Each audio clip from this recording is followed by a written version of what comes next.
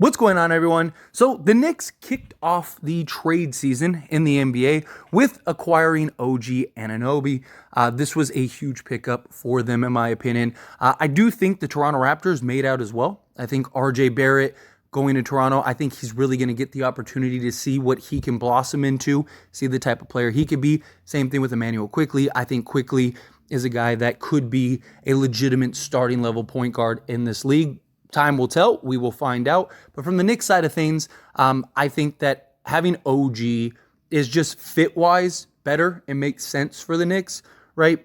I don't think that Barrett would have gotten the opportunity to really develop the way that he needed to for the Knicks to have like huge success. OG being able to defend the best player on the other team, as well as just being able to play off the ball, doesn't need the ball in his hands. Great, excellent 3-and-D style shooter. He's still young enough for the foreseeable future for the Knicks and could just be a key piece. Also, I'm curious to see if this kind of set the trade market. Right, there's usually that trade that sets the tone for the rest of the trade season, whether it's in the offseason or by the trade deadline, because OG didn't go for as much as perceived to go or as much as the Raptors were asking for. Although, I mean, their requests were a little extreme, especially last year, right? They wanted like 4 firsts and like 2 quality rotation pieces and stuff.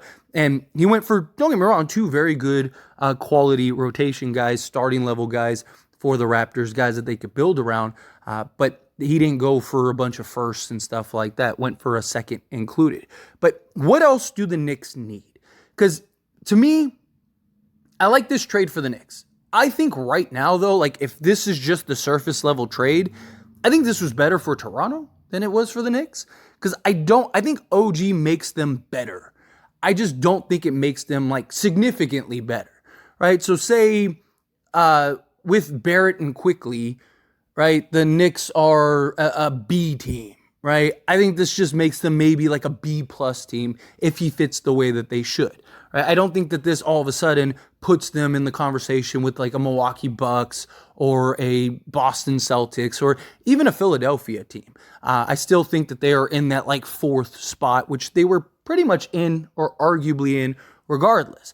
Now, if they make another move, I think that could get there. There's the talks about Donovan Mitchell. Donovan Mitchell was the player that was thought to be going to the Knicks. I mean, he thought he was going to the Knicks. The Knicks thought, oh, no one's going to come swoop in. He's going to be a New York Knick.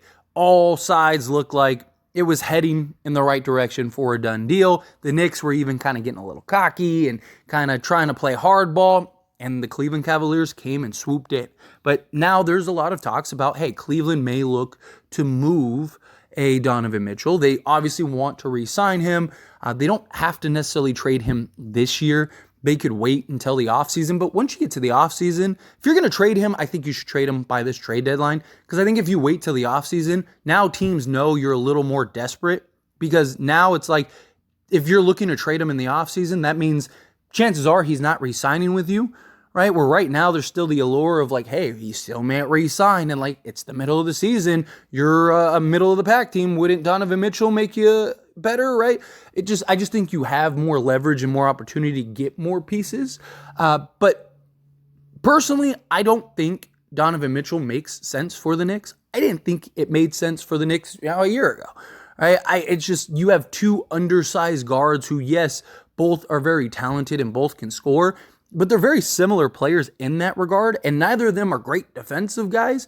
So I just don't think that makes sense, right? And it's like, how you're kind of going the opposite direction of what OG provides. That's why I think one of the other supposed trade targets, I think makes a world of sense for the Knicks. And that is Dejounte Murray, right? You have enough assets to go and get Murray to where it can make sense for Atlanta. Atlanta kind of needs to break that up. There are talks about like the Lakers being interested in acquiring Dejounte Murray personally. And this is coming from a guy that is a Laker fan. I mean, I have a Laker channel. I don't think the Lakers have the assets to go get Dejounte Murray. And I don't think it's worth the Lakers, even if they did, to go and trade for Dejounte Murray. But the Knicks, on the other hand, I think that makes a world of sense, right? Because you could have Brunson basically be your two guard and just focus on scoring, which he's been excellent at. Dejounte Murray can play that guard role and be that playmaker, another guy that can go get you 20 plus a night. But more than anything, now you have a point of attack athletic guard alongside your Jalen Brunson. So now you got, like, say, a starting five, assuming everyone gets healthy, right? Of Murray, Brunson, OG, Randall, and then Robinson, right? Like that, to me, I think would be a very well-balanced starting five. Now you can compete. You got past all defensive team style guard. He has been rough defensively this season in particular, but how much of it is just he's on a terrible Atlanta team? I do think he would be better. There are definitely concerns with that regard, but if he can get back to the defensive form, then I think that would be massive, because now you got some athleticism at the guard position. You have defense at the guard position. You got somebody that can be a real playmaker. He doesn't get a lot of opportunity in Atlanta to really be the playmaker that we know he can be, but when he does, he's up there with the best. I mean, in every metric, the guy can really get it done in just the assist column, right? And it's not even so much about just like, oh, he can rack up 20 assists, right? It's more so of just how he's able to create and operate in certain sets, run the pick and roll, right? Just develop things out of nothing in many ways, right? He's a guy that I think on both sides of the basketball for the Knicks, I think would make a lot more sense, right? Where like a team like the Lakers, problem with Murray is he's not great off the ball, right? So if he went to a team like the Lakers, LeBron's still going to have the ball in his hands a lot. So I think even from Dejounte Murray's standpoint, it would probably be best for him to go to the Knicks anyway, because again, he's probably going to have a lot of the same problems. Now, you can make the argument with Jalen Brunson, right? Like, he's going to have to play off the ball at times, but I don't think it would be that prominent. Like, Jalen Brunson isn't that, like, he's not the system. Like, LeBron is more times than not, like, is the system. And Jalen Brunson would have the ability to play off the ball, which he's capable of, and does it alongside Randall and Barrett and things like that anyway. But I also think him on offense kind of playing that, like, off-ball shooting guard, that just kind of allows him to do what he does best. He doesn't have to worry about like, oh, I need to go make plays too. I need to find this balance, right? He could still, rack up a couple of assists. Like, I'm not saying that Jalen Brunson just, like, that's it, like, no more assists for him. No, I still believe he could go get you, 5 assists or whatever. But now it's not something that is like he can look for his shot. He can look to be aggressive and look to go score the basketball and allow Murray to kind of set things up and make plays. Right? And there's going to be times where Murray's, sitting on the bench and Brunson can kind of take over the show and handle business. You get those 2 ball handlers. You get 2 guys that, can do multiple things. Murray, there are some questions about just the 3-point shooting, right? He is shooting 38% from 3 this season, but can he maintain that? If he can maintain that, then that would be huge for the Knicks as well, because it'd give you shooting, give you some defense, give you, just again, another playmaker, somebody that has good vision and that is a point guard. And we've seen what he's been able to do with a team like the San Antonio Spurs. Right? I just think he makes a world of sense for the Knicks. Right? Gives you that athletic guard. You got him, OG Anunoby, Mitchell Robinson when he's healthy, right? So now you got those 3 you got your defensive anchor down low, your shot blocker, your rebounder. You got, your wing defender, right? 3-and-D, one of the best in the league. And then you got that point of attack, athletic 3-and-D again, if he can stay 38%, 3-and-D style point guard who can hit the shot, make plays for others. Then you have, your smaller, but just skilled offensive type of guard in Jalen Brunson, right? Murray's going to end up defending the best guard on the opposing team, and then Brunson can kind of hide as like your third defender, right? And then Julius Randle can do Julius Randle things, kind of be your all-around guy. I just think that gives you that sort of Swiss Army knife type of rotation and lineup. I think the pieces would fit. I think it would make sense for all parties involved.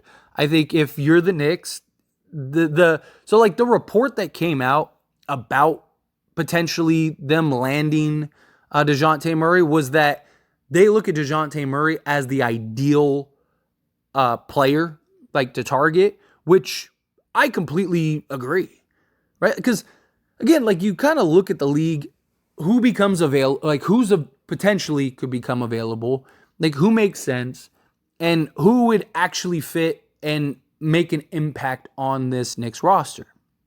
There's not many people I see becoming available that would fit and make sense, right? Because again, so you have Randall as your 4, you have Brunson as like your point or 2 guard, and then you have OG Anunoby as your 3. So you have a 4, you have a 3, your center position, could you maybe upgrade your center position? Sure, but like who is that, right? Like Joel Embiid ain't becoming available, right? Giannis isn't going to come available or anything like that. So who do you get in that spot? And Robinson is fine. I mean, the injury concerns are definitely a thing, but I think you're fine in that regard, right? So I just look at it and go, okay, so what you need is you need basically a 2 guard that can defend, hit shots, and make plays. Or you need a point guard that can basically do that, but a sizable one. Murray, to me, is that, right? Like, yeah, like you could slot, if you wanted to, slot Murray at the 2 guard just for starting lineup purposes, but allow him to be the playmaker, right? Put the ball in his hands, let him make the plays, and then let Brunson be just the scorer, be the shooting guard, right? So now, because otherwise it's like, what other shooting guard are you going to get that makes sense? Right? Like Zach LaVine doesn't make sense. The only position that they would need to upgrade is the guard position. Because again, you have your starting 3, you have your starting 4, and, could you upgrade and maybe get, a better 5? Sure, but like, again, who is that? So to me, Dejounte Murray makes a world of sense. But anyway, as always, this is a discussion, so I pass the question on to you. Let me know your thoughts and opinions down in the comments below. Do you agree? Do you disagree? Would you rather, is there somebody else that comes to mind? Would you rather get maybe Donovan Mitchell? Again, however you feel, whatever your thoughts are, I'd love to hear it. So let me know down in the comments below. That being said, if you haven't liked this video, hit that like button. Helps me out a lot. Lets me know you enjoy these types of videos, and I truly appreciate it. If you're not subscribed to the channel, hit that subscribe button. Turn on the bell notifications. Appreciate you all. See you in the next one. Thank you.